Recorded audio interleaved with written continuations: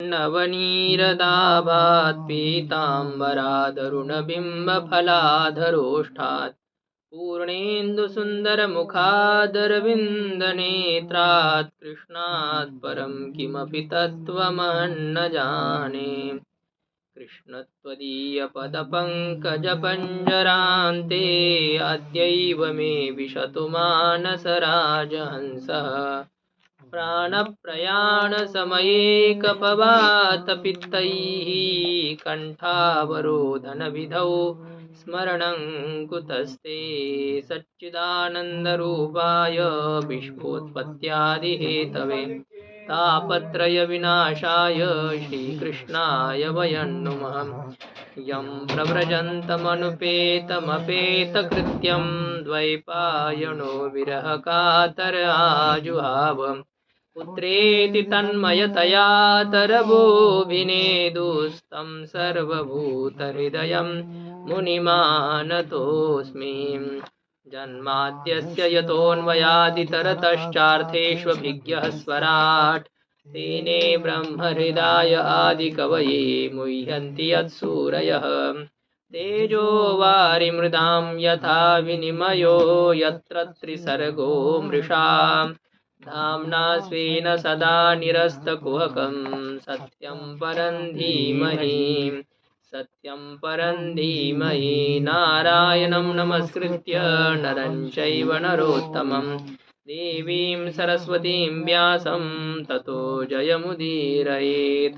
नमामि गंगे तव पादपङ्कजं सुरासुरैर्वन्दितदिव्यरूपम्। भुक्तिं च मुक्तिं च ददासि नित्यं भावानुसारेण सदा नराणाम्। ओम शांति शांति शांति। भगवान जब इंद्रप्रस्थ से द्वारिका की ओर प्रस्थान करने लगे तो तब उत्तरा आई और उत्तरा के गर्भ की भगवान ने रक्षा की, पांडवों की ब्रह्मास्त्रों से रक्षा की। और जैसे ही फिर से भगवान जाने लगे तब कुंती माता सामने आकर के भगवान की स्तुति करने लगी। तो कुंती माता की स्तुति ये भागवत की सबसे पहले स्तुति है, प्रथम स्तुति। भागवत ग्रंथ स्तुति प्रधान है। इसमें कई जगह पर भगवान की बड़े बड़े महापुरुषों ने स्तुति की है, जैसे ध्रुव स्मृति है, प्रहलाद स्मृति है, स्तुति है, ब्रह्मा जी की स्तुति है, वेद स्तुति है, इंद्र स्तुति है, कई कई स्तुति प्रकरण इसमें हैं। तो ये शुरुआत यहाँ पर कुंती माता की स्तुति से है। सर्वप्रथम स्तुति की चर्चा हम लोगों ने कल की। कुंती माता ने भगवान से दो प्रार्थना की थी, हे भगवान मेरा जो यह अपना वंश और मायके वाला वंश, इन दोनों में जो ममत्व है, स्नेह है, तो उसको आप हटा दीजिएगा। और उस हटाए हुए स्नेह को, प्रीति को, ममता को आपके ही चरण में रख दीजिएगा। अव्यभिचारी ऐसी भक्ति आपके चरणों में हमारी हो, इस प्रकार से प्रार्थना कुंती माता ने की है। भक्ति से ही कहते हैं, संसार से अपने ममत्व को हटा करके भगवान में अपने ममत्व को स्थापित करना, भगवान से स्नेह करना, भगवान से संबंध जोड़ना। संसार से संबंध तोड़ करके भगवान से नाता जोड़ना, इसी को भक्ति कहते हैं। ऐसा है। ज्ञान इसका मतलब होता है सबसे नाता तोड़ना, शरीर से तक संबंध नहीं रखना। मैं तो बस चेतन तत्व हूँ, ये सब जगत मिथ्या है, इससे मुझे कोई लेन देन नहीं है। लेकिन भक्ति में इस प्रकार सबका त्याग करने की आवश्यकता नहीं है। संसार का तो त्याग है, लेकिन सब संबंध अपना भगवान के साथ जोड़ना है, यही इसी को कहते हैं भक्ति। इस प्रकार की भक्ति की प्रार्थना कुंती माता के द्वारा की गई। अब ये मधुर वाक्यों के द्वारा जब कुंती माता ने भगवान की प्रार्थना की, स्तुति की, तब भगवान अपने माया से सबको मोहित से करते हुए, हंसते हुए फिर वापस आ गए। जो जाना था उनको तैयार हुए थे, लेकिन कुंती माता ने जब रास्ते में इस प्रकार से उनको सुनाया तो भगवान फिर मंदम जहास, भगवान ने स्मित हास्य किया। जो हंसना होता है गाल में हंसना, स्मित हास्य उसे कहते हैं। दांत दिखाना नहीं है, दांत नहीं दिखने चाहिए। ऐसे जो हंसना होता है उसे स्मित हास्य कहते हैं। तो वैकुंठ भगवान जो है वो स्मित हास्य उन्होंने किया। और भगवान का जो हास्य है ना, तो वो एक जादू है उसमें। भगवान के हास्य को जिसने देख लिया, बस हो गया, उसका काम हो गया। ऐसा ही होता है। हासह जन उन्माद करी माया, भगवान की माया है। हंसना क्या है? माया है। उनके अपने भक्तों को खींचने वाली, आकर्षित करने वाली ऐसी माया शक्ति भगवान की। और भगवान वापस आए और फिर सबको मिल करके जाने के लिए तैयार हो गए, तो प्रेम से युधिष्ठिर महाराज जी ने उनको रोक दिया। कहते हैं उसके बाद में ये व्यासाद्यैः ईश्वरे ईश्वर इहाज्ञैः कृष्णेन अद्भुतकर्मणा प्रबोधितोऽपि इतिहासेन बुध्यत शुचार्पितः। कहते हैं कि ईश्वर के इहा को जानने वाले, ईश्वर के चेष्टा को जानने वाले जो व्यास आदिक महर्षि हैं, उन व्यास आदिक बड़े बड़े महर्षियों के द्वारा और अद्भुत कर्म करने वाले भगवान श्री कृष्ण के द्वारा, अनेक इतिहासों के द्वारा युधिष्ठिर महाराज जी को समझाने पर भी शोक से व्याकुल ऐसे जो युधिष्ठिर महाराज, वो समझ नहीं पाए। मतलब उनको शोक हो रहा है, मेरे कारण से इतने लोगों की हत्या हो गई, उसका जड़ मैं ही हूँ। इस प्रकार से सबके हत्या का हत्यारा, ये सब अनर्थ का कारण मैं ही हूँ। इस प्रकार से शोक से व्याकुल है युधिष्ठिर महाराज जी। का भाव कह रहे हैं कि आह राजा धर्मसुत, धर्मसुत मतलब जो परीक्षा, ये क्या कहते हैं उनका नाम, युधिष्ठिर जी महाराज क्या कह रहे हैं? आह राजा धर्मसुत चिंतयन सुहृदाम वधम प्राकृतेन आत्मना विप्राह स्नेह मोह वशंगतः। सूत जी महाराज शौनक आदि ऋषियों को सुना रहे हैं कि हे ब्राह्मणों, ये अज्ञान से, प्राकृतेन आत्मना मतलब अज्ञान से व्याप्त इस प्रकार का जो युधिष्ठिर महाराज जी का मन है, तो उस मन के कारण से, अब देखिए युद्ध हो गया, इसमें कारण कोई युधिष्ठिर महाराज थोड़ी है। इन्होंने तो जहाँ तक हो युद्ध को टालने का प्रयास किया था, कितना समझाने का प्रयास किया, हम 5 गांव में संतुष्ट रहने के लिए तैयार है। जो कि राजसूय याग करने वाले सम्राट थे। कब पहले हरिश्चंद्र राजा ने राजसूय याग किया था, उसके बाद में राजसूय याग करने वाले युधिष्ठिर महाराज जी थे। इतने बड़े सम्राट होते हुए भी उन्होंने युद्ध टले इसलिए केवल 5 गांव में संतुष्ट रहने के लिए प्रार्थना की कि हमें 5 गांव दिए जाए, बस उससे हम संतुष्ट हैं। और 5 गांव इसलिए कि हमें राज्य करना यह नहीं। बहुत सारी ऐसी युधिष्ठिर महाराज जी की निजी एक प्रजा थी, मतलब उनसे इतना प्यार करने वाले लोग थे कुछ, उसमें तो कई लाखों तो ब्राह्मण ही थे, उनके पास ब्राह्मण ज़्यादा रहते थे। ब्राह्मण बालक वेद आदि पढ़ने वाले बड़े बड़े ऋषि मुनि युधिष्ठिर महाराज जी को छोड़ना नहीं चाहते थे। तो उन सब की व्यवस्था के लिए हमें 5 गांव चाहिए, ऐसा उनका भाव था। लेकिन जब किसी तरह से युद्ध टला नहीं, युद्ध हो ही गया, होना ही था, भगवान की इच्छा थी। भगवान ने अवतार इसलिए लिया था, शांति दूत बन करके गए थे, लेकिन क्या है, वो तो ऐसी उनके अंदर से मनीषा नहीं थी कि शांति का प्रस्ताव स्वीकार करे धृतराष्ट्र और ये युद्ध रोका जाए, ये नहीं था। इसलिए कहते हैं गांधारी ने भगवान को शाप दिया है, कहा कि तुम यदि चाहते तो ये युद्ध टल सकता था, क्योंकि भगवान क्या नहीं कर सकते, सब कुछ हो सकता है, लेकिन तुमने ही ये चाहा नहीं। यदि उसी समय दुर्योधन को कहता है ज्यादा करेगा ना, यही तो तेरी गर्दन कलम कर दूंगा, तो क्या करता दुर्योधन, कौन सी किसकी हिम्मत थी। और वैसे ही भीष्माचार्य जी, द्रोणाचार्य जी, कृपाचार्य जी, ये तो सब भगवान के भक्त ही थे, ये थोड़ी विरोध करने वाले थे भगवान का। तो भगवान की ही इच्छा थी कि युद्ध हो जाए, भगवान ने ही इस बहाने से सबको मरवा डाला। गांधारी ने कहा कि तुमने हमारे कुल का सर्वनाश किया है, तुम ही इसमें जड़ हो, या तुम्हारा ही कुल इसी प्रकार से नाश को प्राप्त हो जाएगा। गांधारी का शाप था, पतिव्रता थी। जब से पता चला कि मेरा विवाह एक जन्मांध के साथ होने वाला है, तब से उन्होंने अपने आँख पर पट्टी बांधी थी। ऐसी पतिव्रता नारी थी, और उस पतिव्रता का अभिशाप भगवान ने स्वीकार किया। ये पतिव्रता की महिमा होती है। यद्यपि भगवान को कोई दोष नहीं लगता है, समर्थ को नहीं दोष गोसाई, रवि पावक सुरसरी की नाई। सूर्य भगवान, अग्नि और गंगा जी इन तीनों को जैसे किसी भी प्रकार के दोष का संबंध नहीं होता है, कभी दोष से युक्त ये नहीं होते हैं, वैसे ही भगवान को ये कोई दोष नहीं है, किंतु भगवान ने उसको स्वीकार कर लिया, पतिव्रता के अभिशाप को। अब देखो इसी प्रकार से एक उत्तंक नाम के ब्राह्मण देवता भी थे, ऋषि थे। भगवान जब द्वारिका जा रहे थे अभी अभी उनकी यात्रा के समय में ही वो आए और भगवान को पूछा कि क्या पांडव कौरव कुशल है? बोले कुशल क्या है, युद्ध हो गया और युद्ध में सारे कौरव मारे गए, पांडवों का राज्य है, धर्मराज राजा बन चुके हैं, बस उनको राजा बना करके राज्याभिषेक करके हम जा रहे हैं। तो तुरंत जल हाथ में लिया, तुमने मार डाले कौरव ये सब कुछ, मैं तुम्हें शाप देता हूँ। भगवान ने कहा कि ब्राह्मण देवता रुक जाओ रुक जाओ, बिना काम फालतू अपने तपश्चर्या को बर्बाद क्यों करते हो? तुम्हारे शाप देने से मेरा कुछ नहीं बिगड़ेगा। देखिए सूर्य की ओर कोई मनुष्य थूकता है मुंह करके, वो थूक कहाँ आ जाती है? उसे खुद के मुंह पर आ जाएगी ना।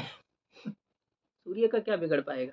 तपश्चर्या बिना काम की मत गवाइए, शांति से आपका भजन कीजिए अपना।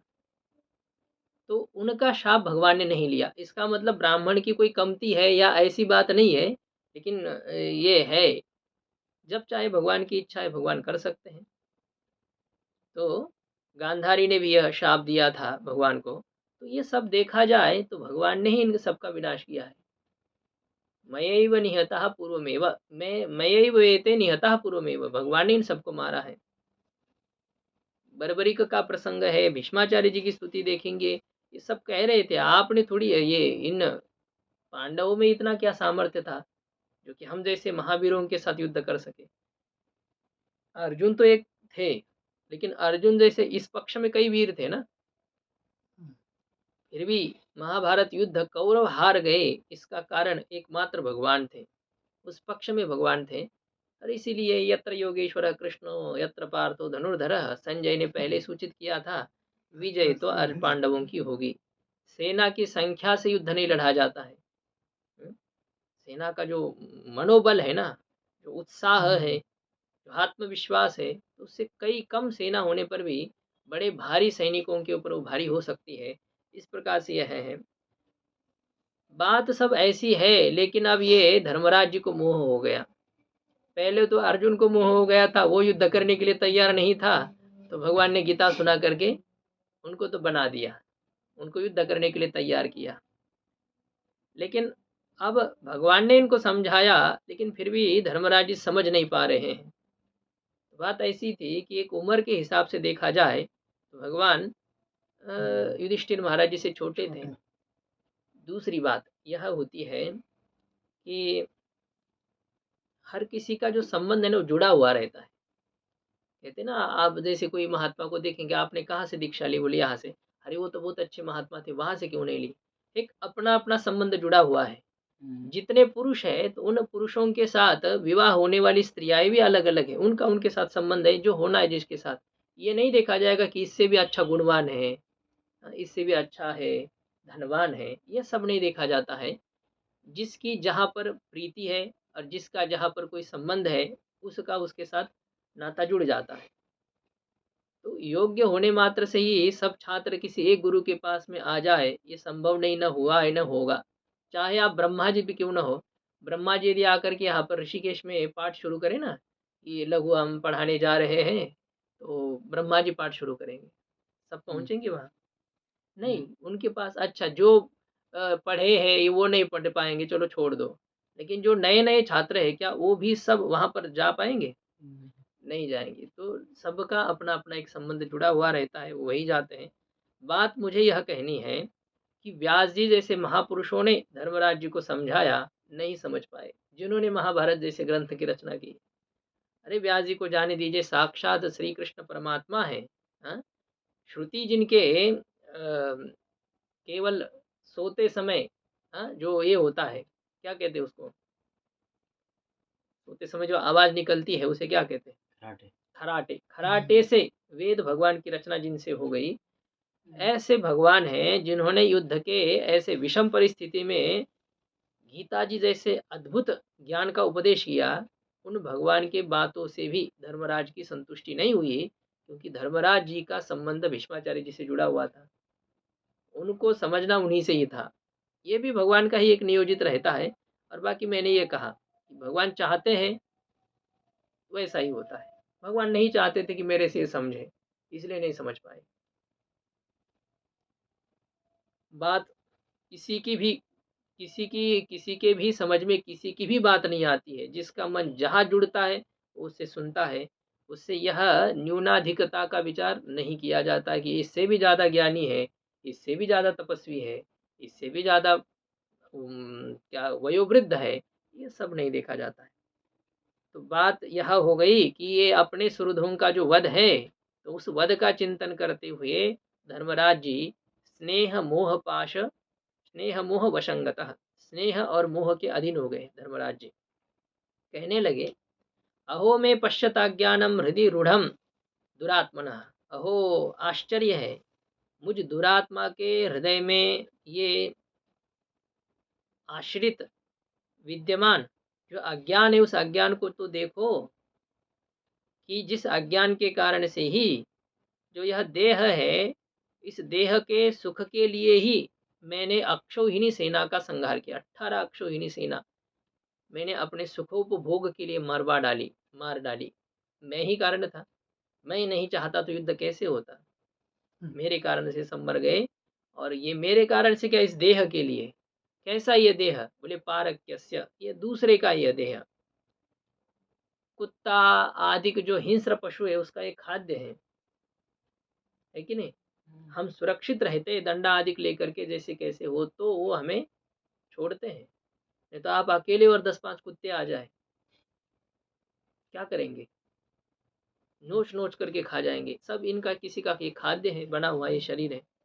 ऐसे कुत्ते सियार आदि का भक्ष्य ये जो देह है, एक दिन जल करके खाक हो जाएगा। या तो क्या है, इसको जमीन पर गाड़ेंगे, जमीन में गाड़ देंगे तो उसकी मिट्टी हो जाएगी, और कुछ जो है कीड़े खा जाएंगे उसको।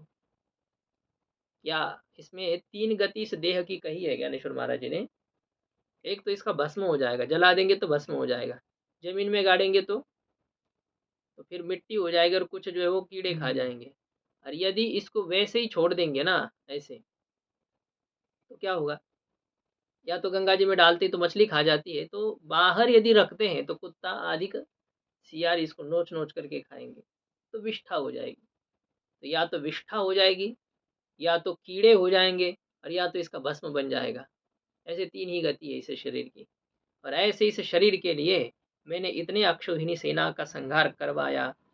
धिक्कार है। किस किस की हत्या मैंने नहीं करवाई। बोले मैंने बालकों को मार डाला, अभिमन्यु जैसे। हाँ, क्या 15 साल की उम्र थी अभिमन्यु की, 16 पूरे नहीं थे अभिमन्यु के। ऐसे अभिमन्यु को मैंने मार डाला। द्विजाहा द्रोणाचार्य आदि का जो ब्राह्मण थे, उन ब्राह्मणों का मैंने संहार किया। सुहृद थे मेरे, कोई संबंधी थे, शल्य आदि मामा जी थे, जयद्रथ आदि जो साले थे, इन सबको मैंने मार डाला। मेरे मित्र थे, कर्ण युधिष्ठिर महाराज जी का मित्र था क्या, भाई थे, बड़े भाई थे, लेकिन दुर्योधन के मित्र थे। तो इस दृष्टि से अब अपने भाई के मित्र कौन होते हैं, तो अपने मित्र ही माने जाते हैं ना। हमारे भाई के मित्र है तो अपने भी मित्र है। तो इस दृष्टि से मित्र थे, क्योंकि जब ये नहीं जानते ना कर्ण मेरा भाई है, तब तक की बात, मित्र है। और पितर लोग थे, पितृतुल्य भीष्माचार्य आदि थे, भाई थे दुर्योधन आदि का। तो इन सभी को मैंने मार डाला है। इन सबका द्रोह करने वाले, ऐसा जो मेरा मोक्ष कभी नहीं होगा, नरक से मेरी कभी छुट्टी नहीं होगी। हजारों हजारों वर्ष तक मुझे नरक में ही रहने पड़ेगा। कहते कोई लोग कहेंगे कि नहीं, तो ये तो धर्म युद्ध था, प्रजा के रक्षण के लिए ही आपने युद्ध किया है, इससे कोई पाप नहीं होता है। तो इस प्रकार के जो वचन हैं, तो युधिष्ठिर महाराज जी कहते हैं, ये वचन मुझे ज्ञान उत्पन्न करने के लिए समर्थ नहीं होते हैं। मेरा समाधान नहीं कर पाते ये वचन कि मैंने अपने धर्म के लिए युद्ध किया। नहीं, ये उचित नहीं है। क्योंकि यदि प्रजा के ऊपर कोई संकट होता, जैसे दुष्ट लोग हैं, राक्षस लोग हैं, प्रजा के ऊपर अत्याचार कर रहे हैं, तो तब उन राक्षसों को मारने के लिए युद्ध करना एक अलग बात है। जैसे महाराणा प्रताप जी ने किया, जैसे छत्रपति शिवाजी महाराज जी ने किया। किस लिए युद्ध किया उन्होंने, हमारे प्रजा पर होने वाले उन दुष्टों के अत्याचार से उनको मुक्ति दिलाने के लिए, तब ठीक है। लेकिन दुर्योधन क्या प्रजा पर अत्याचार कर रहा था क्या? शासन ही तो कर रहा था, यज्ञ याग आदि कई कर्म वो भी तो करता था। हाँ, कई यज्ञ किए थे दुर्योधन ने भी। पांडव जब वनवास में चले गए थे, तो तब क्योंकि सब लोग कहते थे कि यज्ञ करना है या किए है, तो युधिष्ठिर महाराज जी ने, तो भाई उसको तो जलन होगी ना कि हाँ, हमारा कोई नाम नहीं लेता है। कई यज्ञ दुर्योधन आदि ने भी किए थे। तो इसलिए यह जो बात है ना कि धर्म युद्ध में राजा को पीछे नहीं हटना चाहिए, या तो वीर गति को प्राप्त होना चाहिए या तो दूसरे को पहुंचा देना चाहिए। यह जो बातें हैं यह तब है कि जब प्रजा के साथ कोई अन्याय हो रहा हो तो। लेकिन दुर्योधन तो राज्य चला ही रहा था। हमने जो युद्ध किया है वो प्रजा को न्याय दिलाने के लिए नहीं किया, अभी तो अपने सुख भोग के लिए किया है। धिक्कार है। मेरे वजह से कई नारियों में विधवात्व आया है, उनके पति चले गए हैं। ऐसे जो नारियां हैं, किसी के पुत्र चले गए तो किसी के पति चले गए। ऐसा जो यहाँ द्रोह मैंने किया है, यह जो पीड़ा उन नारियों को उत्पन्न मैंने की है, तो वह गृहस्थाश्रम के कर्मों के द्वारा, सत्कर्मों के द्वारा उसको हटाने के लिए मैं समर्थ नहीं हूँ। कितने भी कर्म मैं करूँगा, इनसे मैं छूट नहीं पाऊंगा। कैसे? एक दृष्टांत यहाँ पर आगे के श्लोक में दे रहे, दो दो दृष्टांत दिए हैं। जैसे बरसात होती है तो पानी इकट्ठा हो जाता है, तो उसमें सब कीचड़ आदि हो जाता है। कीचड़ और पानी मिला हुआ है। अब उसमें आप गिर गए और आपके कपड़े गंदे हो गए। अब उस कपड़े को धोना है, तो आपने क्या किया? कीचड़ उठा करके उसको धुल रहे हो। कीचड़ से सने हुए कपड़े को कीचड़ से साफ किया जा सकता है क्या? जिस प्रकार से कीचड़ से सने हुए कपड़े को कीचड़ से साफ नहीं किया जा सकता है, उसी प्रकार से मैंने ये जो कर्म किया है ना अभी, हिंसात्मक कर्म, उसको यज्ञ यागादि कर्मों के द्वारा भी हटाया नहीं जा सकता है। कर्म कर्म की कैसे काट करेगा? अथवा चलो ऐसा हो गया कि शराब पी किसने, अरे तुम अपवित्र हो गए हो, शराब पिए हो। अच्छा ठीक है, फिर अब पवित्र करने के लिए क्या किया जाए? उसको फिर से शराब पिलाया जाए? शराब पीने वाले में जो अपवित्रता आ गई, वह अपवित्रता दोबारा शराब पीने से निवृत्त होती है क्या? नहीं ना। हो सकती है क्या? पहले दारू पिया है, मदिरा पिया है, तुम अभी अंदर नहीं आ सकते, क्यों? तुमने शराब पी है। तो तुम्हें पवित्र होने के लिए क्या करना पड़ेगा? फिर से एक बोतल खींचनी पड़ेगी। जैसे शराब के द्वारा जो अपवित्रता है, उसका मार्जन शराब पीने से नहीं हो सकता है।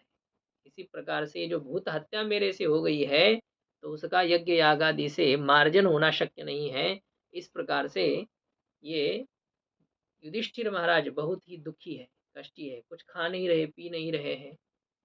मेरे वजह से सब कुछ हो गया, मैं राज्य नहीं करना चाहता हूँ, मैं तो जंगल में जाऊंगा, मैं तो भजन करूंगा, मुझे ये सब कुछ नहीं करना है। ऐसे है। अब इतना सब हो गया, युद्ध किया, इतना परिश्रम अर्जुन आदि ने किया, किसी तरह से युद्ध जीते हैं। ये नहीं कि बड़ी आसानी से ही 10-5 ओवर में मैच जीत लिया, ऐसा है क्या? ये पूरा पूरा 18 दिन तक युद्ध करना पड़ा, न इनका एक बचा और न उनका एक बचा, पांडवों को छोड़ करके। इतना मतलब क्या कहते, कितने घिस करके हो गया ये। आखिरी दिन तक पता नहीं था कि कौन जीतेंगे, ये चल रहा था, क्योंकि उनसे उनके पक्ष में भी एक से बढ़ करके एक योद्धा थे। कर्ण तक दुर्योधन को विश्वास था कि युद्ध हम जीतेंगे। 15 दिन हो गए, 16वें दिन में कर्ण को सेनापति बनाया गया। लेकिन अब लग रहा था कि कर्ण चलेगा, कर्ण चलेगा। बहुत युद्ध किए हैं, दिग्विजय कर्ण ने भी किया था। इसलिए कर्ण अब मुझे जीत दिलाएगा, लेकिन क्या 1.5 दिन में ही कर्ण की समाप्ति हो गई। तो इस प्रकार से परिश्रम पूर्वक युद्ध जीता गया, और उसमें धर्मराज जी कहते हैं कि मुझे राज्य नहीं चाहिए। तो इति भीतः प्रजाद्रोहात्, ये जो प्रजा का द्रोह हो चुका है, प्रजा को जो के विनाश के कारण से जो पाप उत्पन्न हो चुका है। अभी देखिए ना, जब युद्ध होते हैं ना, तो कई समय कई कितने बहुत दिनों तक देश जो है ना, एक उसका जो प्रभाव है उसको झेलता रहता है। परिणाम बहुत नुकसान होता है देश का, कहीं नुकसान हो जाता है। युद्ध होना का मतलब बहुत बहुत खर्चा हो जाता है। अभी भी भारत देश के 70% 60-70% संपत्ति का खर्चा केवल क्षेत्रों की रक्षा में होता है, जहाँ पर ये जवान है ना, उन सब की वहाँ तक वो करना पड़ता है उतना, तब देश सुरक्षित है। हम अंदर से शांति से या भागवत पढ़ रहे, कैसे पढ़ रहे हैं? देश की सीमाएं हमारी सुरक्षित हैं, और उसके लिए भारत देश का उतना खर्चा करना पड़ता है।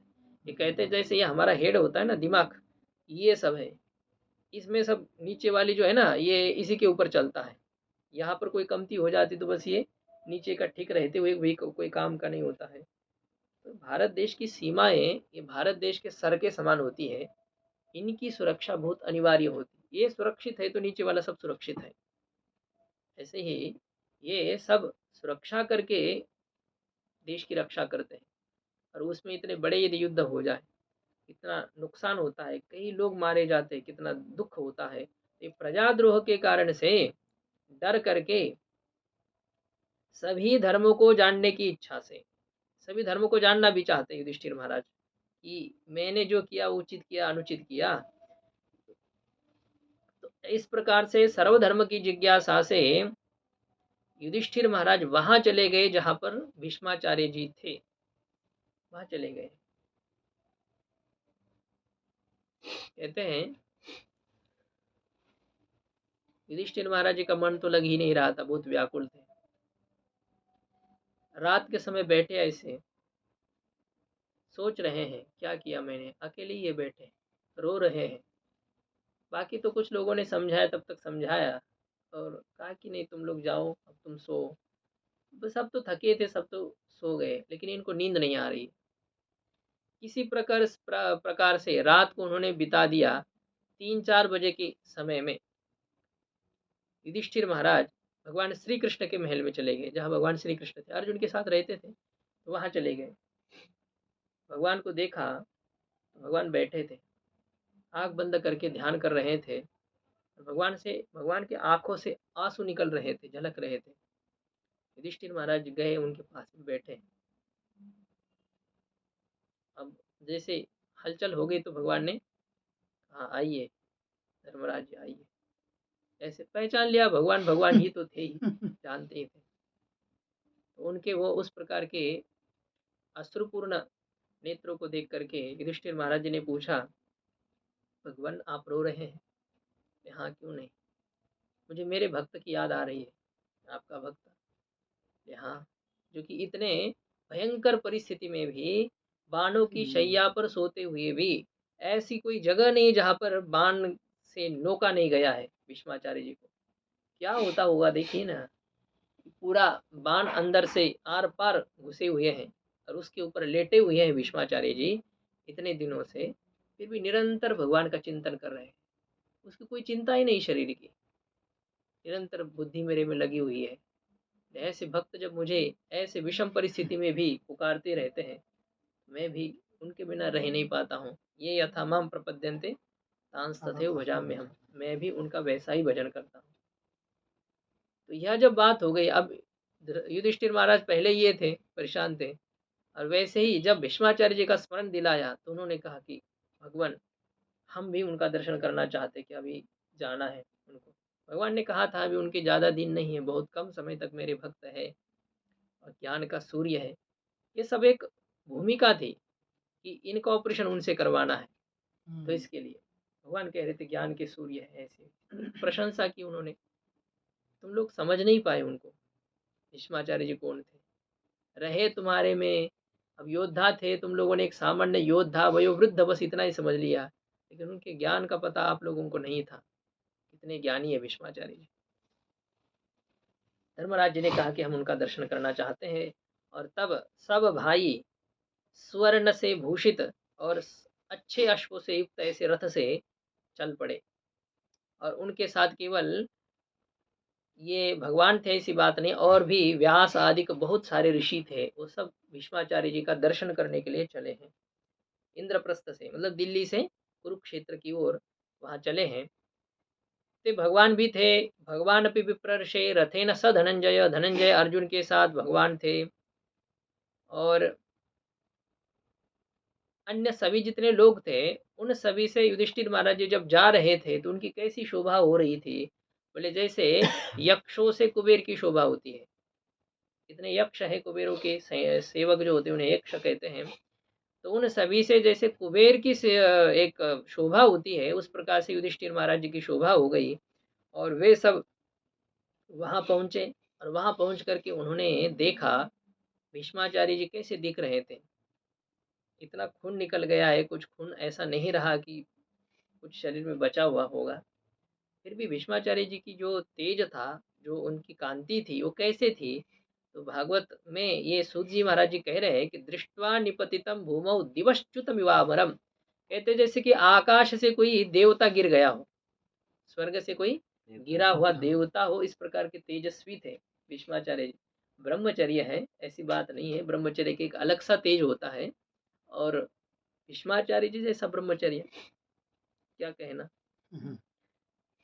भीष्म नाम ही उनका पड़ा, देवव्रत नाम था, लेकिन ऐसे कठोर प्रतिज्ञा के कारण से जिनको भीष्म ऐसा कह दिया गया, ऐसे भीष्माचार्य जी तेजस्वी थे, सब प्रकार से महापुरुष थे, भगवान के भक्त थे। तो आकाश से जैसा कोई देवता गिरा हो, इस प्रकार से भूमि पर पड़े हुए भीष्माचार्य जी को देख करके अपने अनुचरों के साथ और भगवान श्री कृष्ण के साथ पांडवों ने उनको प्रणाम किया। अब वहाँ ये कौन-कौन थे? तो कहते वहाँ पर जब ये सब लोग गए ना, तो और भी ऋषि मुनि वहाँ पर पहुँच गए, क्योंकि उनको पता था कि अब यहाँ पर सत्संग होने वाला है। पहले निमंत्रण नहीं देना पड़ता था सत्संग के लिए। हाँ, लोगों को जब पता चलता ना यहाँ सत्संग होने वाला है, पहुँच जाते थे। ऐसा है। ये कोई शादी विवाह थोड़ी कि आ जाओ भाई, हमारा ये है तो निमंत्रण में। ये अंत्य यात्रा है, निमंत्रण देने की जरूरत होती है क्या वहाँ पर? नहीं, हमें तो कार्ड ही नहीं दिया तो हम क्यों जाएंगे? उनको पता चला है तो जाना चाहिए। ऐसे ही इसमें सब ब्रह्मर्षि, देवर्षि, राजर्षि, वे सब उस भीष्माचार्य जी को देखने के लिए उपस्थित हो गए। ऋषियों के नाम गिनाए, पर्वत है, नारद जी है, धौम्य है, वेदव्यास जी है, बृहदश्वा है, भरद्वाज जी है, परशुराम जी है। हाँ, चेलाओं के साथ आ गए, चलो चलो तुम सबको आज सत्संग सुनाएंगे। चेलाओं को लेकर के आए, सशिष्यो रेणुका सुता। परशुराम जी अपने चेलाओं को लेकर के आए हैं। वशिष्ठ जी है, इंद्र प्रमद है, त्रित है, गृत्समद, असित, कक्षवाण, गौतम, अत्रि, कौशिक, सुदर्शन, बहुत सारे। यहाँ तक कि कहा है कि सुखदेव भगवान भी पधारे वहां पर।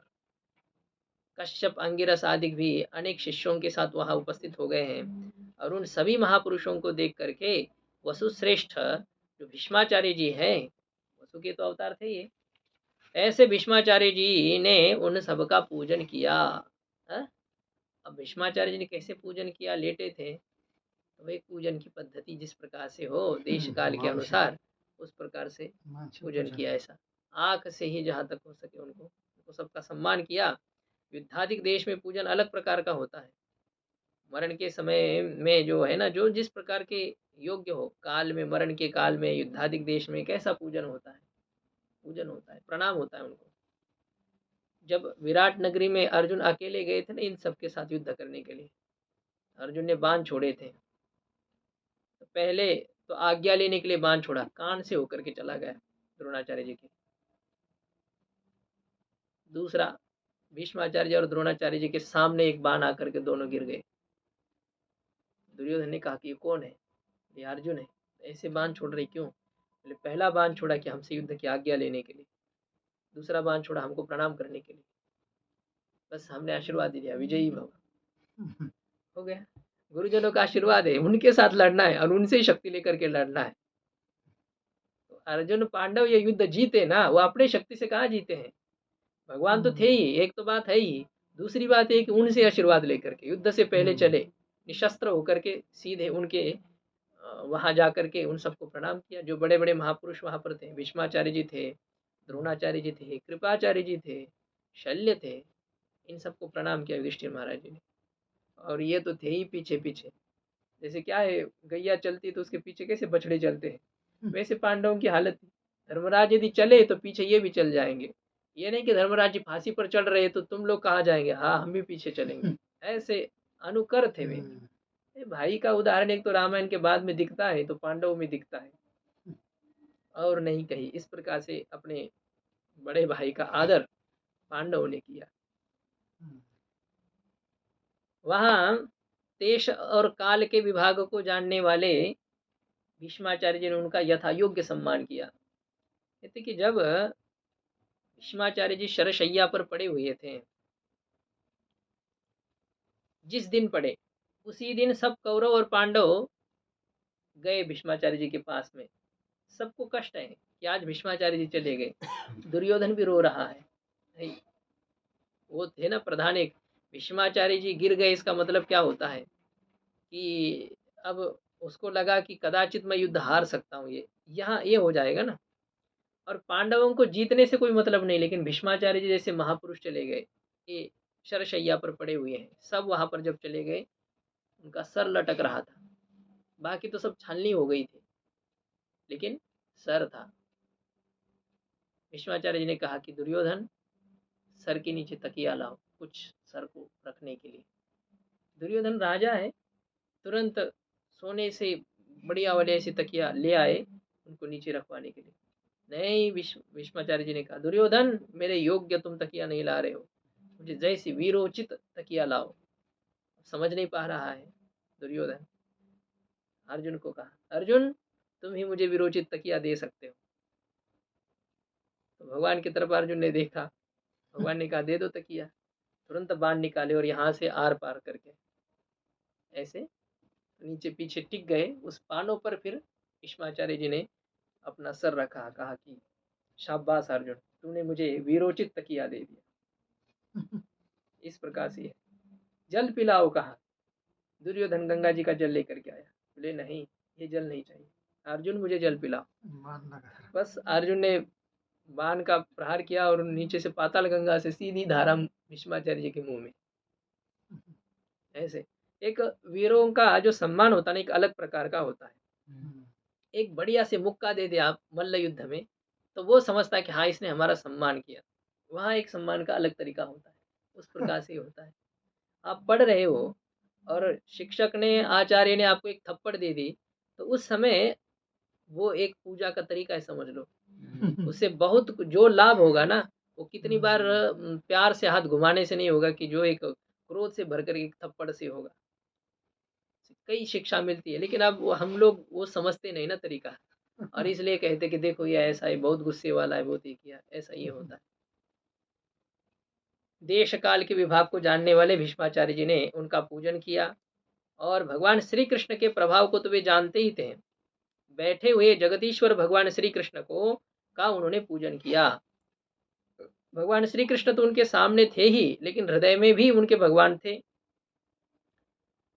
माया से जिन्होंने ये विग्रह का ग्रहण किया है, स्वरूप का ग्रहण किया, ऐसे जो भगवान है जो उनके हृदय में स्थित है, ऐसे भगवान का उन्होंने पूजन किया। निकट बैठे हुए जो पांडव थे, जो प्रश्रय प्रेम संगतान, प्रश्रय का मतलब होता है नम्रता, और प्रेम का अर्थ प्रेम तो है ही, तो नम्रता और प्रेम से जो भीष्माचार्य जी के निकट बैठे थे, शत्रु भाव नहीं था ना, न पहले से था, ना अभी है। पांडव और भीष्माचार्य जी आदि में कौन सी शत्रुता थी? विचित्र युद्ध हुआ था ये। खेल खेल में अब ये सब है, जैसे हम आप आपस में आपने अपने खेल रहे हैं, और ऐसा खेल चल रहा है, या तो आप मरेंगे या तो हम मरेंगे, आप हमारे हम आपके हैं, तो ऐसे ही है। कोई शत्रुता नहीं है, बहुत कुछ केवल दुर्योधन की अपनी निजी शत्रुता है, और किसी में कोई परस्पर शत्रुता नहीं है। ऐसे ही हो गया। बैठे थे बेचारे नजदीक ही, तो अनुराग से, प्रेम के कारण से जिनकी आंखें डब है, व्याप्त हैं, ऐसे भीष्माचार्य जी ने उन पांडवों की ओर देखा। भीष्माचार्य जी भी ऐसे आंखों, उनके आंसू से भरे हुए उनके नेत्र हैं, और वे कहने लगे। भीष्माचार्य जी कह रहे हैं कि अहो कष्टम अहो न्याय्यम यद यूयम धर्मनंदनाः जीवितुम नार्हत क्लिष्टम विप्र धर्माच्युताश्रयाः। कहते कि अहो कष्ट की बात है, बहुत बड़ा कष्ट है, बहुत अनुचित है, बहुत अन्याय है ये। क्या? बोले आप लोग धर्मनंदन हो। आप सब पांडव कैसे हैं? धर्म के नंदन है, इसका मतलब धर्म को प्रसन्न करने वाले हैं, या धर्म के कारण से प्रसन्न रहने वाले, इस प्रकार से होने चाहिए। धर्मेन नंदयति। हाँ, धर्म के कारण से जो दूसरे को संतुष्ट करते हैं, अथवा धर्म को जो संतुष्ट करते हैं, धर्म के कारण से लोग इनसे संतुष्ट थे, अथवा जो धर्म को संतुष्ट करने वाले हैं, ऐसे हे धर्मनंदन, ये जो पांडव हैं। और कैसे थे पांडव? बोले विप्र धर्म अच्युताश्रय। पांडवों के 3 आश्रय थे। पांडवों ने किनका आश्रय किया था? सबसे प्रथम उनका आश्रय था ब्राह्मण। आपको कहा कि युधिष्ठिर महाराज जी के राज्य के सभी ब्राह्मण उनके साथ थे। आप वनवास में, तो हम यहाँ कैसे रह सकते हैं? हम यहाँ के सुख सुविधा का उपभोग नहीं कर सकते। आप यदि कंदमूल फल खा करके जीविका करेंगे, चलाएंगे, तो हम भी ऐसे ही करेंगे। हम आपसे कुछ नहीं मांगेंगे। जब धर्मराज जी जा रहे थे वनवास में, उस समय सब ब्राह्मण उनके पीछे चले। युधिष्ठिर महाराज ने समझाया कि हे ब्राह्मण देवताओं, आप चले जाइए, चले जाइए। जैसे राम जी ने समझाया था कि नहीं, प्रजा सब चली गई थी उनके पीछे पीछे। तो राम जी तो रात में भग गए प्रजा से, लेकिन युधिष्ठिर महाराज भगे नहीं। समझाया उनको कि आप जाइए, रहिए, हम आएंगे ना 12 साल। अब राम जी के 14 थे, हमारे तो 2 कम है, आ जाएंगे हम। चलो 1 साल का अज्ञातवास है तो 1 ही कम है, जो हो। तो हम वापस जरूर आएंगे, आप रहिए, तब तक हमारे लिए कुछ साधना कीजिए थोड़ा बहुत, कि हम सुरक्षित वापस आए। लेकिन हम आपको साथ में नहीं रख सकते हैं, कहाँ से हम आपकी व्यवस्था करेंगे? ब्राह्मणों ने कहा कि नहीं, हमें व्यवस्था से कोई मतलब नहीं। हम ये भी नहीं चाहेंगे कि आप कंदमूल फल ला करके हमको दे दीजिए। हम जहाँ कहीं पत्ते आदि खा करके रहेंगे तो आपके साथ रहेंगे, जहाँ रहेंगे आप वहीं हम रहेंगे। ऐसे ब्राह्मणों का प्रेम धर्मराज जी के प्रति था। तो धर्मराज जी को आपको बोला था, इसीलिए ब्राह्मणों के लिए उन्होंने सूर्य भगवान का अनुष्ठान किया। सूर्य भगवान को प्रसन्न करके वो थाली जो उनको मिली थी, अक्षय पात्र, कट कट क्यों बजा रहे हो? अक्षय थाली जो मिली थी, तो उससे फिर सभी ब्राह्मणों के भोजन की व्यवस्था उन्होंने करवाई। आश्रय इनका ब्राह्मण थे, धर्म था। और तीसरा इनका आश्रय था अच्युत भगवान। तो जिन्होंने ब्राह्मणों का आश्रय किया, उनको दुख होना चाहिए क्या? जिसने धर्म का आश्रय किया, उसे दुख होना चाहिए क्या? धर्म रक्षति रक्षितः, धर्म की रक्षा करने वाले का धर्म रक्षा करता है। भगवान इनके आश्रय थे। लेकिन कष्ट है, बहुत खेद की बात है कि फिर भी आप लोगों को बहुत कष्ट झेलना पड़ा, बहुत दुख आपको झेलने पड़े। पंडु राजा के चले जाने पर ये बिचारी कुंती महारानी, जो कि बाल प्रजा, जिनके छोटे छोटे बच्चे हैं, ऐसी वह आपके लिए बहुत दुख को उसने झेला। कुंती माता ने, भैया को ज़्यादा पीड़ा होती है जब छोटे छोटे बच्चे होते हैं ना, उनको कैसा पालन करना पड़ता है।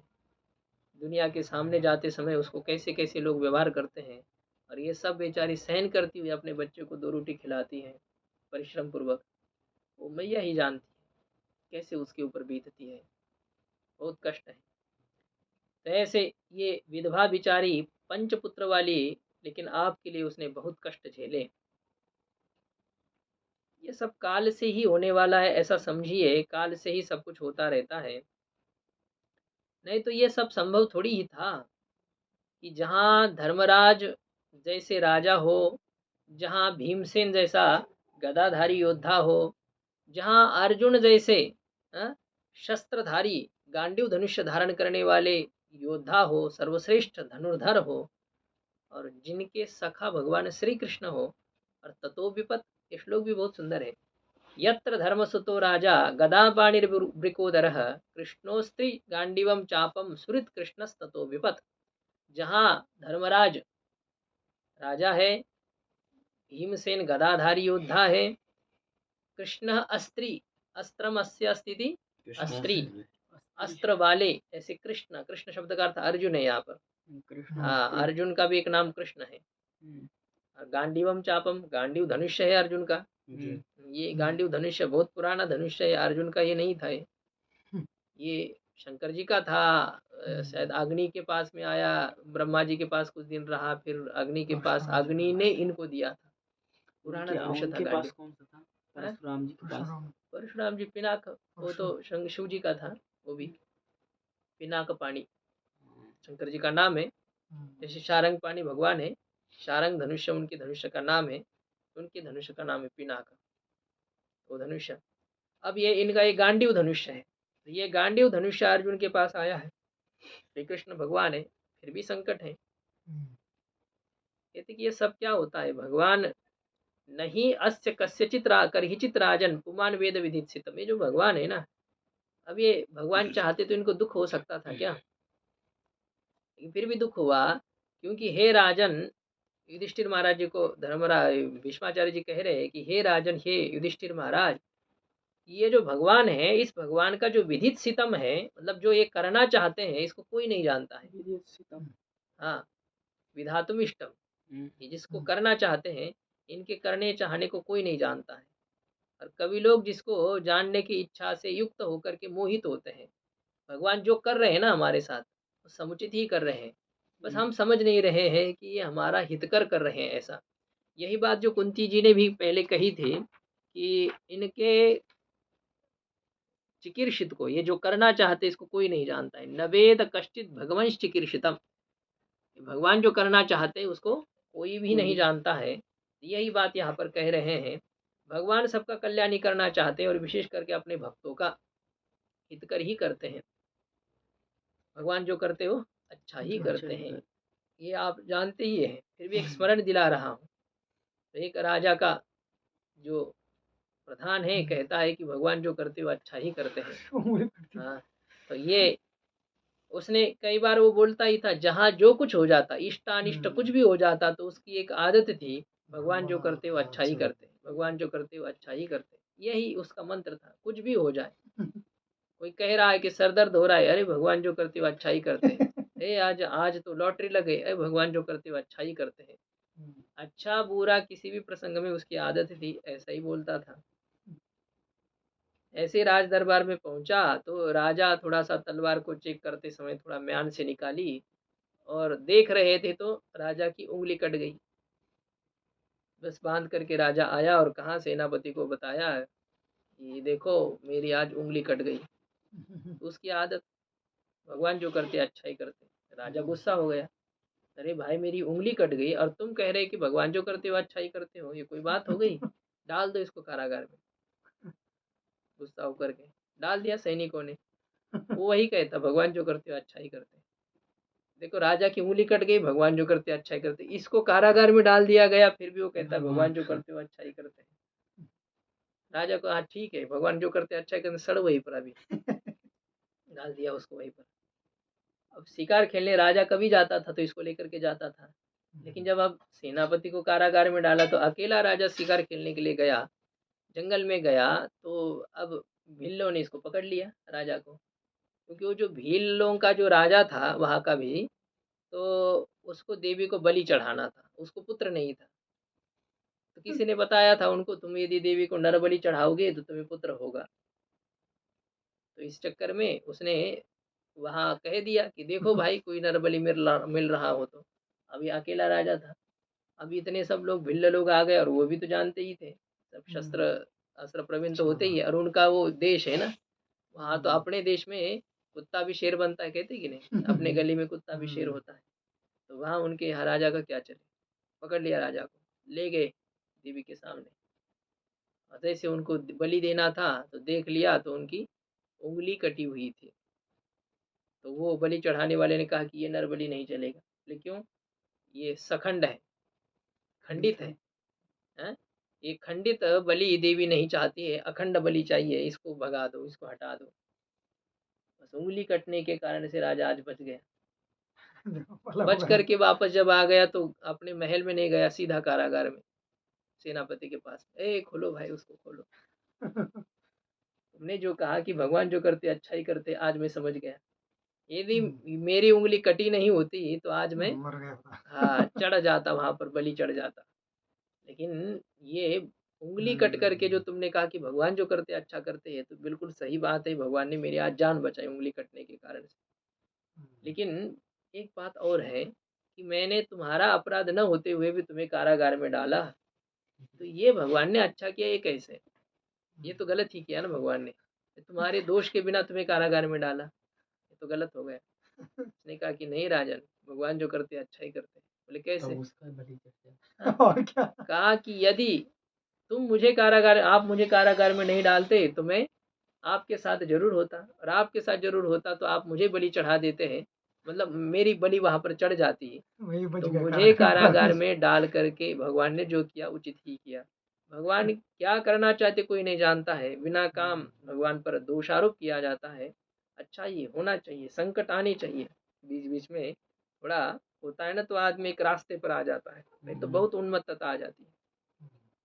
दैव तंत्रम, ये सब भगवान के अधीन है। इस प्रकार का निश्चय करके, हे राजन तुम अपने प्रजा का पालन करो, और इनको ऐसा मत समझो ये ऐसी वैसी, ये साक्षात भगवान है, ये वही भगवान साक्षात आद्यो नारायण पुमान मोहयन माया लोकम गूढ़श्चरति वृष्णिषु। कहते ये साक्षात भगवान है, आद्य नारायण है ये तुमको दिख रहे हैं ना, ये ऐसे मत समझो।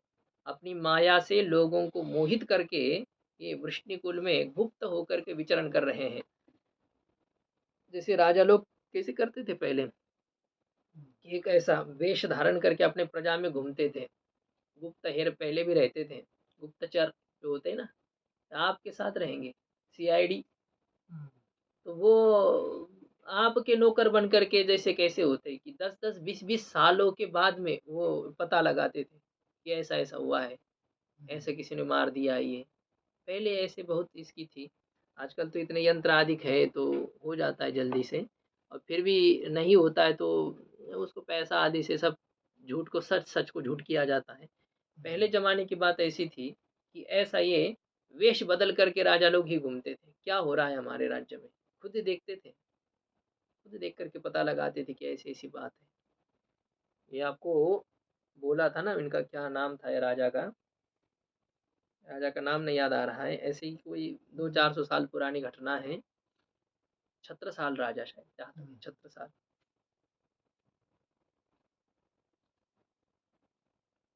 जो पागल स्त्री होती ना, उन्मत्त, बेचारी कोई समझती नहीं ऐसी, तो उसको किसी ने गर्भवती किया था। तो वो बहुत बड़ा दोष है, क्योंकि भाई अब उसकी जो संतान होगी उसका कौन संगोपन करेगा, कौन पालन करेगा। लेकिन ये घृणित कार्य करने वाला कौन है पकड़ में नहीं आ रहा था। तो क्या किया जाए, कि राजा ने तो सब अपने जो सेवक है उनको कहा कि इसकी खोजताज करो किसने किया ये। बहुत खोज करने पर भी कोई समझ में नहीं आ रहा था कि कौन है ये अपराध करने वाला ऐसा। तो राजा ने कहा कि ठीक है, तुम लोग नहीं कर पाते हैं, मैं ही कर लूंगा। रात के समय में वेश बदल करके राजा गया। पता नहीं देखा उन्होंने क्या, जो देखा इस प्रकार से देखा, यह देखा था उन्होंने कि घोड़े पर बैठा हुआ एक व्यक्ति जो है ना, तंबाकू तंबाकू खाया, और उसमें जो चूना है ना, वो चूना थोड़ा सा सूखा था। उस चूने को रगड़ना पड़ता है उसमें, तो उसके लिए थोड़ा सा पानी चाहिए। तो एक ऊपर से ऐसा पानी आ रहा था, धारा आ रही थी कहीं से, घर से ऊपर से होकर के। तो उसने वही पानी ले लिया और रगड़ लिया उसको। अब ऊपर से कोई मूत रहा है या थूक रहा है या क्या, वो जल कैसा है वो कोई मतलब नहीं। व्यसनी लोग बहुत ऐसे होते हैं, इनको कुछ नहीं, शराब में क्या मिलाना है, पानी थोड़ा सा मिलाना, ये मूत मिला देंगे, क्योंकि वैसे ही वो मूत ही है। ऐसे ही है, ले लिया रगड़ करके और चूना खा लिया। देख लिया कौन है, तो कोतवाल था, जो रात में जो रक्षा करता है ना, वो कोतवाल था। राजा चला गया अपने घर। दूसरे दिन दरबार जब भरा, तो कहा कि उस कोतवाल को घसीटते हुए यहाँ ले आओ। कोतवाल की बहुत ख्याति थी, मतलब कोतवाल को लोग बहुत मानते थे कि ये बहुत अच्छा इंसान है, ये बहुत अच्छा है, ईमानदार है, ये सब इस प्रकार से थे। सेवकों का आज्ञा थी, इसको घसीटते हुए ले आओ। लाए। अब सब लोगों ने कहा कि महाराज ये आप कैसे व्यवहार कर रहे हैं इनके साथ, कोई उचित है क्या? बोले नहीं, रुक जाओ आप थोड़ा सा, इनके साथ इस प्रकार का व्यवहार क्यों हो रहा है, ऐसा जब है। तो राजा ने सीधा पूछा, कोतवाल जी, क्यों आपने इस प्रकार का घृणित कार्य किया, किया कि नहीं किया, सच सच बताइए। कोतवाल ने सर हिलाया, हाँ महाराज, ये गलती तो मेरे से हो गई। सब हैरान थे कि राजा ने ये कैसे पहचान लिया, ये कैसे हो सकता है, क्या देख लिया, क्योंकि हम इतने दिन से कुछ खोज ताज कर रहे हैं लेकिन कुछ समझ में नहीं आ रहा है, राजा ने कैसे खोजा। बोले जो ये राजेंद्र जी महाराज ने सुना था उनसे, कि जो अपने व्यसन के अधीन होकर के, ये पानी जो है ना, हमेशा देख करके पीना चाहिए, जहाँ कहीं का होता है। कोई पता नहीं किसका क्या जल आ रहा है। लेकिन जो व्यक्ति इस प्रकार से उस अपने व्यसन के अधीन होकर के जिस कहाँ जहाँ कहाँ से जल ये पी सकता है, मतलब उसमें मिला करके, तो ज़रूर इस व्यक्ति के द्वारा ये अपराध किया होगा। ऐसे एक अंदाज़ा था उनका। और वह बस वो तो उनके पास पावर होती है, तुरंत उन्होंने ज़्यादा टाइट किया, उसने सच कह दिया कि हाँ महाराज, ये गलती तो मेरे से हो गई। तो ये जो होता है, तो बात हमारी क्या चल रही थी कि ये जो गूढ़ होकर के चलना, मतलब छिप करके उनके अंदर, लोगों के अंदर रह करके भिन्न वेश धारण करके पहले राजा लोग ये कार्य करते थे। तो ये भगवान भगवान है, ये वेश ऐसा धारण करके रखते हैं, इनको आप सामान्य मत समझो। इनके महिमा को भगवान वेद जानते हैं, इनके महिमा को शंकर जी जानते हैं, देवर्षि नारद जी जानते हैं, कपिल भगवान इनके महिमा को जानते हैं। और आप जिनको अपने मामा का पुत्र मात्र समझते हो, यानी कि अपने हमारे मामा का पुत्र है, ऐसे वसुदेव जी हमारे मामा जी है, अरे हमारे हमारे मामा जी का ये लड़का है, बस इस प्रकार से आप इसको समझते हो। आप इनको कभी प्रिय मित्र मानते हो, कभी आप इनको सुहृद मानते हो, सुहृदतम, प्रति उपकार की अपेक्षा न करने वा करके उपकार करने वाला। ऐसा जो होता है दुनिया में, सभी जो व्यवहार होता है वो प्रति उपकार से ही होता है। मैंने आपका कुछ किया है, तो मुझे आपसे अपेक्षा है कि आपको भी मेरा वह उपकार करना चाहिए। सही है। आपको जो बताया ना, किसी के विवाह में यदि हमने 100 रुपये दिए हैं, तो हमारे घर विवाह होने पर 100 रुपये, हाँ, आपको 100 रुपये देने पड़ेगा। और आप भी 100 ही देंगे, 101 नहीं देंगे, 151 नहीं देंगे, 51 नहीं देंगे, केवल 100 ही देंगे। ये एक व्यवहार ही चलता है, तो उसे सुहृद नहीं कहते। सुहृद वह होता है कि प्रति उपकार की अपेक्षा किए बिना जो उपकार करता है। ऐसे आपने इनको सचिव कभी किया, मंत्री अपना मतलब कोई दूत बनाया, सारथी आपने इसको बनाया, भगवान भी सब होते गए हैं। लेकिन आप इनको इतना मात्र मत समझिए, ये तो सारथी है हमारा, ये तो हमारे मामा का मित्र है, ये हमारा दूत है। ये नहीं, ये भगवान का बड़प्पन है। सर्वात्मन समदृशः हि अद्वयस्य अनहंकृते है तत्कृतम मति वैषम्यम निरवध्यस्य न क्वचित। कहते भगवान समदर्शी है, भगवान सर्वात्मक है, अद्वितीय है, अहंकार शून्य है। भगवान कौन, इतना बड़ा व्यक्ति कोई सारथ्य कर सकता है क्या? भाई हमें जहाँ पर हम रोज भोजन पाने जाते हैं, वहां पर यदि कोई कहता है चला दो थोड़ा सा, हमें लगता है कि भाई हमें चलाने के लिए बोला, हमें, हम बड़े बड़े बाल वाले, हमको कैसे बोले चलाने के लिए? तो इस प्रकार से जो होता है। लेकिन ये भगवान ये नहीं सोचते हैं कि हमें ये सारथ्य करना पड़ेगा, ऐसा नहीं। भगवान किसी भी कार्य में, भक्तों के कोई भी कार्य करते समय उनको कोई हिचकिचाहट नहीं होती, सब कुछ कार्य करते हैं। सुखवाची बहीण झाला पंढरीराव, वहिनी उघडा दार हाका मारे। सुखबा राय जो संत हो चुके हैं, उनके लिए भगवान ने उनकी पत्नी का जो होता है ना, क्या कहते हैं उसमें, प्रसूति कार्य, वो तक किया। संत चोखोबा जी की बहन बन करके कुछ भी कार्य भगवान करते अपने भक्तों का, कुछ ऐसा सोचते नहीं कि ये इतना निकृष्ट है। ये भगवान की विशेषता है। और अभी अभी देखिए, तथापि एकांत भक्तेषु पश्य भूपानुकंपितम यन्मे असंस्त्यजतः साक्षात कृष्णो दर्शनमागतः। हे राजन, जो एकांत भक्त हैं, भगवान यद्यपि समदर्शी है, किंतु फिर भी भक्तों के प्रति उनका अत्यधिक स्नेह है।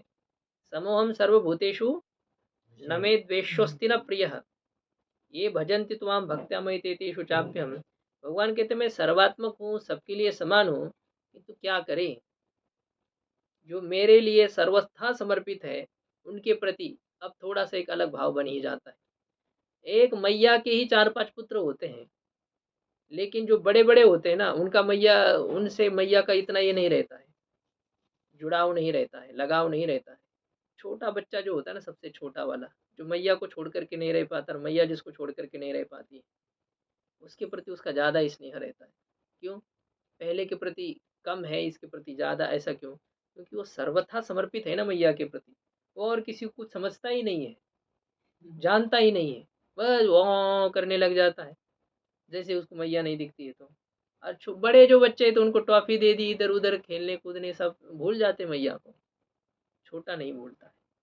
तो भक्त जो एकांत भक्त है, जो कि कभी भगवान को भूलते नहीं है। अभी अभी भीष्माचार्य जी की बात आपको कही, ऐसे शरशैया पर पड़े हुए भीष्माचार्य जी निरंतर भगवान का चिंतन कर रहे हैं। ऐसे भक्तों को भगवान कैसे भूल सकते हैं? कौन भूल सकता है?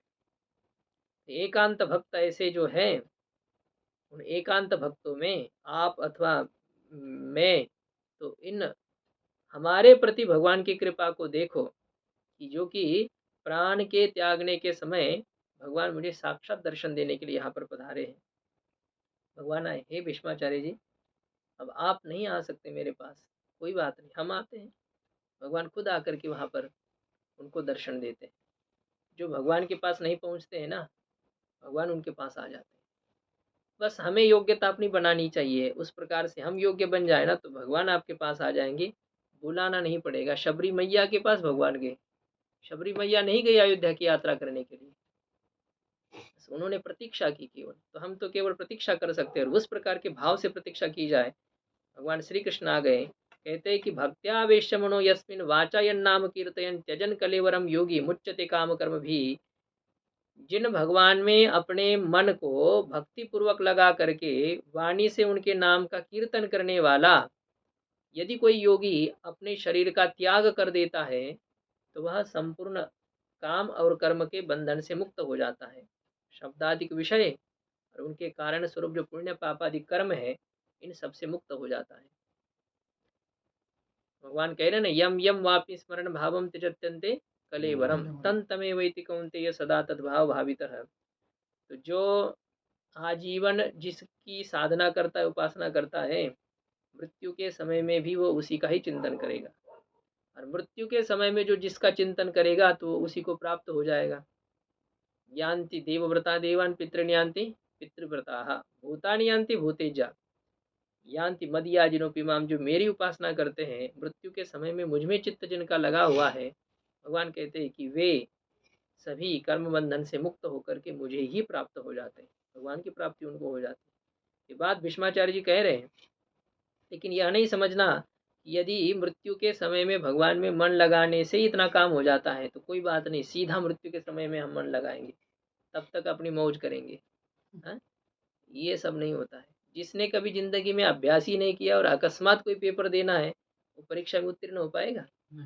जैसे हमको अभी दे दिया, कलेक्टर का पेपर है, कल से हम बैठ गए वहां जाकर के, अब क्या लिख पाएंगे वहां पर? कौन सी परीक्षा, क्या होता है, क्या प्रश्न का क्या उत्तर लिख पाएंगे?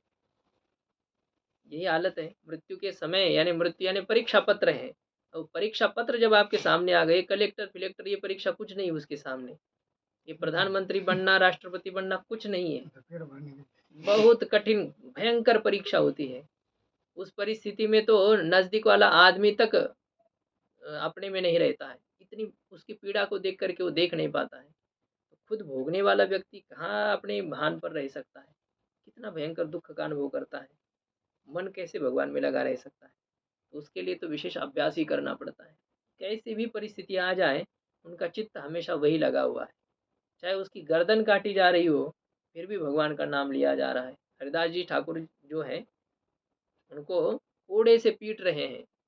ये शरीर से जो है ना, ऐसी खून की ऐसी जो जो है ना, कैसे करते फवारे फुहारे आ रहे हैं, इस प्रकार से उनको पीटा जा रहा है। फिर भी भगवान का नाम लिया जा रहा है, हरे कृष्ण कृष्ण कृष्ण हरे हरे, हरे राम राम राम हरे हरे। निरंतर भगवान का नाम, ये अभ्यास की बात होती है, इतना आसान नहीं होता है। तो तब ये कह रहे भीष्माचार्य जी कि जो मृत्यु के समय में इस प्रकार से भगवान के नाम का कीर्तन करते हुए अपने शरीर का त्याग कर देता है, तो वह कर्म बंधन से मुक्त हो जाता है।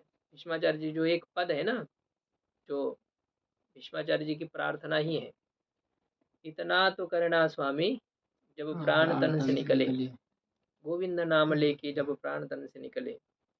गंगा जी का तट हो अथवा जमुना जी का बंशी वट हो, मेरा सावरा निकट हो जब प्राण तन से निकले। या तो गंगा जी का तट हो, बैठे गंगा जी के तट पर और जा रहे हैं, आए हमें लेने के लिए, हम शरीर छोड़ करके जा रहे हैं, बैठे बैठे गंगा जी के तट पर चले गए।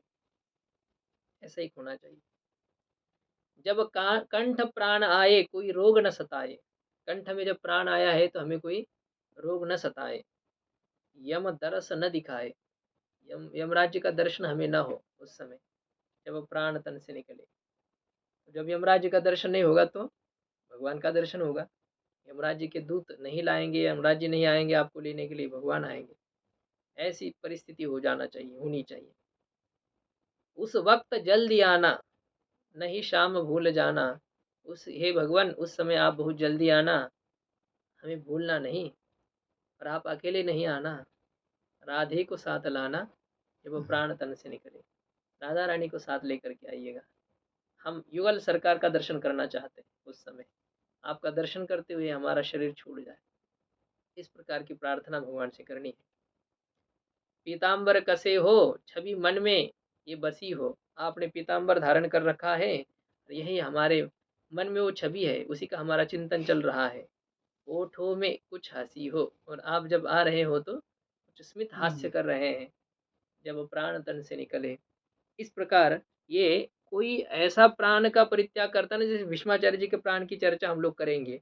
अब क्या करें, उनकी स्तुति की चर्चा तो आज हम नहीं कर पाएंगे, वो था विचार ऐसा ही करने का, लेकिन ये अब जानबूझ करके इधर ही ढिलाई कर दी फिर।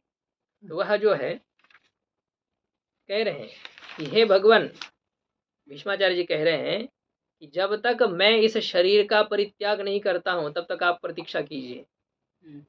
आप यही सामने खड़े रहना, भगवान को कह रहे हैं हमारे सामने आ जाइए, सिरहाने नहीं, पैर की ओर से, क्योंकि हम आपको सीधा देख सके। और ऐसा मुरझाए हुए मुख करके मत, लटकाए मुख करके मत खड़े रहिए जैसे यशोदा मैया ने लाठी हाथ में ली हो, ऐसा नहीं। प्रसन्न हासारुण लोचन उल्लसन मुखाम्बुज। प्रसन्नता और प्रसन्न हास एक जो होता है ना, एक उन्माद हास, मतलब सुख के कारण से जो हंसना होता है, जबरदस्ती हंसना एक अलग होता है। नाटक में जो हंसा जा रहा है वो हास्य थोड़ी रहती है, नकली हंसी जो होती है ना, बिना काम हंसते कोई लोग, वो तो पता चलता है। ऐसी हंसी नहीं, एक प्रसन्न हास्य है, स्मित हास्य है। और अरुण के समान बाल, सूर्य के समान जो आपके दोनों नेत्र हैं, अरुण से शोभायमान मुख कमल है जिनका, ऐसे जो आप हैं। ध्यान पथ, जो ध्यान का, उपासना का विषय स्वरूप है, ऐसे आप हैं। और चतुर्भुज, इसका मतलब भीष्माचार्य जी चतुर्भुज भगवान का ध्यान करते हैं, और ऐसे आप, भगवान श्री कृष्ण है भी चतुर्भुज कहते हैं। द्वारिका के जो भगवान है ये चतुर्भुज है।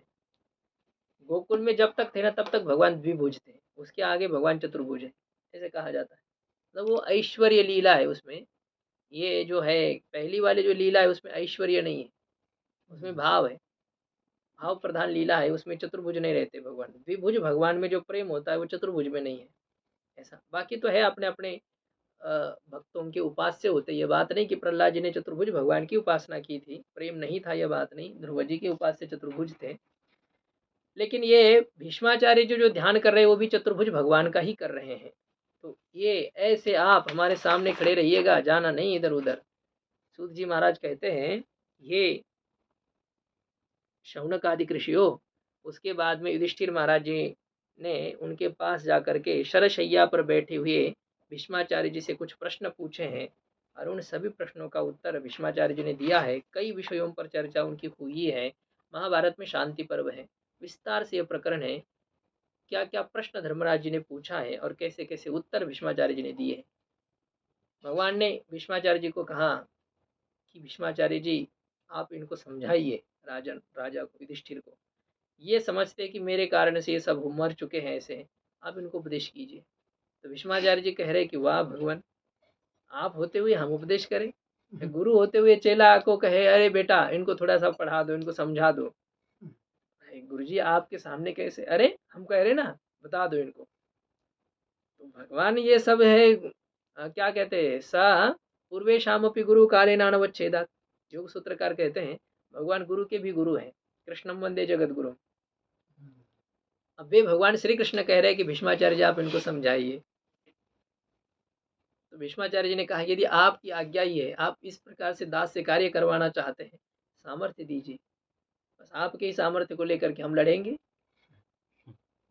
तो ये भगवान ने कहा कि हाँ, भगवान ने जैसे स्पर्श किया भीष्माचार्य जी को, कोई शरीर की वेदना नहीं, कुछ नहीं, कुछ नहीं। और ये जो स्मृति उनकी भूल चुकी थी ना, था सब बुद्धि में, लेकिन अब इस प्रकार के परिस्थिति में कोई ज्ञान रहता है क्या? पूरी पूरे सब वेद शास्त्र जो जितने पुराण सब भीष्माचार्य जी की बुद्धि में उपस्थित हो गए। बस भगवान ही बोल रहे, लेकिन भीष्माचार्य जी के मुख से बोल रहे हैं। ये बात हो गई। अब बहुत कुछ उसमें विषय में चर्चा कुछ कुछ यहाँ दिया है। इन्होंने कहा है कि पुरुष का स्वभाव जो होता है, मतलब पुरुष के स्वभाव के लिए जो सामान्य मनुष्य मात्र के लिए जो विधान है, ऐसे जो तप है, शौचाचार है, दया है, कई धर्मों पर, आश्रम के धर्म, वर्ण के धर्म और दान धर्म, राजा के धर्म, मोक्ष धर्म, स्त्री धर्म, भगवत धर्म, इन सब का संक्षेप और विस्तार से वर्णन भीष्माचार्य जी ने किया है। धर्म, अर्थ, काम, मोक्ष, इनके उपाय के साथ अनेक पुराण, इतिहास, इन सब का उन्होंने वर्णन किया। और धर्म का वर्णन करते करते ही वह काल उनका उपस्थित हो गया जिसकी वे प्रतीक्षा कर रहे थे। उत्तरायण, उत्तरायण की प्रतीक्षा में भीष्माचार्य जी थे। ये स्वच्छंद मृत्यु थे। इनको अपने पिता का वरदान था कि बेटा तुम जब चाहोगे तब इस शरीर का त्याग करोगे, नहीं तो तुम्हें किसी के बाप की हिम्मत नहीं तुम्हें मार सके। भीष्माचार्य जी को कोई गिरा सकता था? नहीं गिरा सकते थे। बस भगवान सामने थे और इस प्रकार की परिस्थिति अब कहाँ से आएगी, कब आएगी? बाली को भगवान ने अपने गोद में लेकर के कहा कि बाली तुम जीना चाहते हो, मैं तुम्हें जीवदान देता हूँ, बताओ दोबारा इस प्रकार के कार्य नहीं करना। मैं तुम्हें ये बाण की पीड़ा मेरे लिए क्या है, अभी तुमको ठीक कर देता हूँ। बाली ने रो करके कहा कि भगवान इस प्रकार का सौभाग्य अब किसको मिलेगा? बड़े बड़े ऋषि मुनि जिसको तड़पते हैं, आपके गोदी में बैठे हुए आपके तरफ देख रहे हैं, ऐसे मेरे प्राण चले जाएंगे, इस प्रकार का मौका दोबारा नहीं आएगा। हम नहीं चाहते, हमें मृत्यु ही चाहिए। इस प्रकार की मृत्यु के लिए तो हम बैठे हैं, यही तो है। ऐसी परिस्थिति है। अब ये भगवान जब सामने हो और भगवान के सामने देखते देखते भीष्माचार्य जी को वीर गति की प्राप्ति हो रही है, या अभी भी भगवान सामने उनके, तो इस मृत्यु को कौन छोड़ सकता है? स्वेच्छा मृत्यु वाला भी क्यों ना हो, ऐसी मृत्यु तो चाहेगा, क्योंकि मरना तो है ही भी। तो जब आज मरे चाहे कल मरे, लेकिन इस प्रकार का मौका यदि आ गया हो तो क्यों ना ऐसे ही मौके को गवाए, क्यों छोड़ना चाहिए, इस शरीर को छोड़ देना चाहिए। तो कहते हैं कि उसी समय भीष्माचार्य जी जो कि सहस्रणी, मतलब जो हजारों रथियों को अपने अधीन रखने वाले थे, या अपने उपदेश से हजारों को सदगति को प्राप्त कराने वाले, ऐसे भीष्माचार्य जी ने अपनी वाणी को विराम दे करके और विमुक्त संग होकर के, सभी से आसक्ति का परित्याग करके अपने मन को आदि पुरुष भगवान में, जो भगवान जिन्होंने पीताम्बर धारण कर रखा है, जो चतुर्भुज है और जो उनके सामने खड़े हैं, तो ऐसे अमिलित दृक् भीष्माचार्य जी निर्निमेष नेत्र से भगवान की ओर देख रहे हैं। बस ऐसे बीच में पलक भी झपक नहीं रहे हैं, और ऐसे निरंतर भगवान की ओर देखते हुए उन्होंने भगवान में ही अपना मन लगाया। और विशुद्धया धारणया हताशुभः, अब ये जो उन्होंने विशुद्ध भगवान का जो ध्यान किया, उस विशुद्ध ध्यान का मतलब होता है कोई अपेक्षा के बिना, फल के कामना के बिना, किसी दोष के बिना, ऐसे ध्यान के कारण से जिनके पाप नष्ट हो चुके हैं, और जिनके ध्यान से ही जिन जिनको जो आयुधों की पीड़ा थी ना भीष्माचार्य जी की, वो भी नष्ट हो चुकी है। यदि हमारा मन भगवान में लग गया ना, तो इस शरीर पर चाहे जिस प्रकार की विपत्तियां आ जाए, इससे कोई बिगड़ता नहीं। स्वस्थ है वो। स्वस्थ का मतलब क्या होता है? स्वस्मिन तिष्ठति थी स्वस्था, स्वस्वरूप आत्मस्वरूप परमात्म स्वरूप में जिसकी स्थिति हो उसे स्वस्थ कहते हैं। बाकी आपका शरीर बहुत अच्छा है तो हम लोग समझते हैं कि हाँ हम स्वस्थ हैं।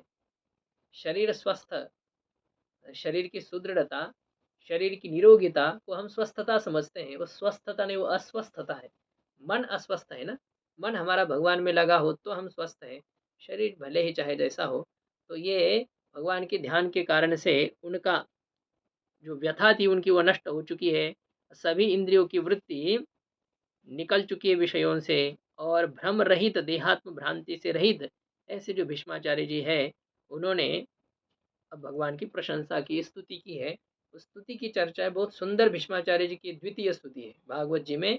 29 स्तुति के बाद में भीष्माचार्य जी की स्तुति है, सुंदर स्तुति की है। उस स्तुति के भावों की चर्चा हम लोग कल करेंगे। खाली एक श्लोक उनका बोलते हैं।